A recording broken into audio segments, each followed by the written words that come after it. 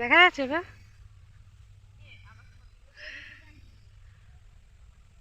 ও এখন ফটো তুলতে ব্যস্ত। ফটো তুলবে ফটোশ্যুট। তো দেখো বন্ধুরা, এই যে বাড়ি যাচ্ছি। তো বাড়িতে গিয়ে দেখা হবে। আমি এলাম বলে তোমার দাদাভাই দেখো বাড়ি চলে যাচ্ছে। আর সকাল থেকে কাজ করছি বলে আর কাজে কোনো এনার্জি পাচ্ছে না। দেখো বাড়ি যাচ্ছে। চলো।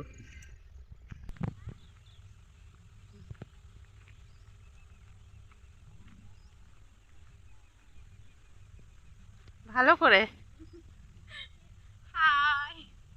আর হ্যালো বন্ধুরা, তোমরা কেমন আছো? আমি তো খুব ভালো আছি। তো দেখো বিকেলবেলা মাঠে চলে এসেছি। আর মাঠে হচ্ছে এটা বলতে পারো যে আমাদের শশা জমি, এই যে তোমার দাদাভাই কাজ করছে। জীবন যুদ্ধে চলার পথে কতটা বাধা অতিক্রম, কতটা কষ্টকর জীবনময়। তো দেখো এই যে শশা গাছ কেমন উন্নতি হবে জানি না। দেখা যাচ্ছে বা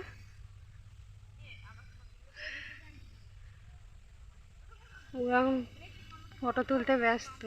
ফটো তুলবে ফটোশ্যুট।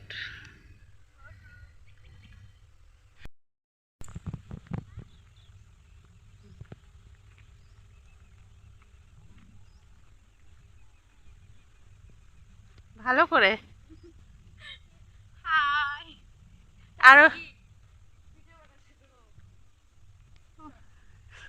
তো কেমন উন্নতি হবে বলতে এটা বোঝাচ্ছে যে শশা গাছের ওপর এখন আমাদের নির্ভরশীল। যেহেতু তোমার দাদাভাই এখন কোথাও কাজ করে না, শশা জমিতেই এখন দিন রাত পড়ে থাকে। তো দেখো বন্ধুরা, এই যে বাড়ি যাচ্ছি। তো বাড়িতে গিয়ে দেখা হবে। আমি এলাম বলে তোমার দাদাভাই দেখো বাড়ি চলে যাচ্ছে। আর সকাল থেকে কাজ করছি বলে আর কাজে কোনো এনার্জি পাচ্ছে না। দেখো বাড়ি যাচ্ছে। চলো। সকাল বিকেল জমিতে কাজ করার পর তোমার দাদাভাইয়ের আর এনার্জি হলো না যে মাঠে আরও কাজ করি। তো আমি যাওয়ার পরে আবার উঠে চলে এলো যে সন্ধে হয়ে আসছে হয়তো, আর বেশিক্ষণ থাকবো না। এবার সারাদিনই কাজ করলে মানুষের একটা এনার্জি বলে তো থাকে। তো যাই হোক, একটু আমিও গেলাম মনটা একটু বেশ ভালো করার জন্যে। আর বেশ ভালোই লাগে মাঠে আসতে। মাঝে মাঝে আসি, সবসময় আর আসা হয় না।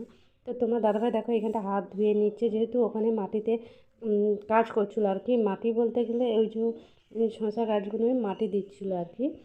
তো এই দিকটা দেখতে পাচ্ছ একটা লাউ গাছ। আর এই যে তোমার দাদাভাই মুখটা বেশ ভালো করে ধুয়ে নিলে, হাত পাগুলো। এরপর আমরা বাড়ি যাব।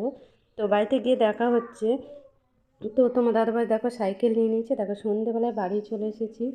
তাও মনটা বেশ খারাপ যে গাছগুলো বেশ ভালো হচ্ছে না। জানি না কীরকম কী হবে, বড় হবে কবে বড় হবে, কবে ফসল দেবে, ফল হবে আর কি। ফসল বলছি কেন, ফল হবে। আর বেচা কেনার ওপর নির্ভর যে দাম পাওয়া যাবে কি যাবে না জানি না। শসাটা কতটা আমাদের কার্যকর হবে মানে আমাদের সংসারের দিক থেকে। তো চলো ভিডিওটা এখানেই শেষ করছি। তোমরা অবশ্যই জানিও। টাটা।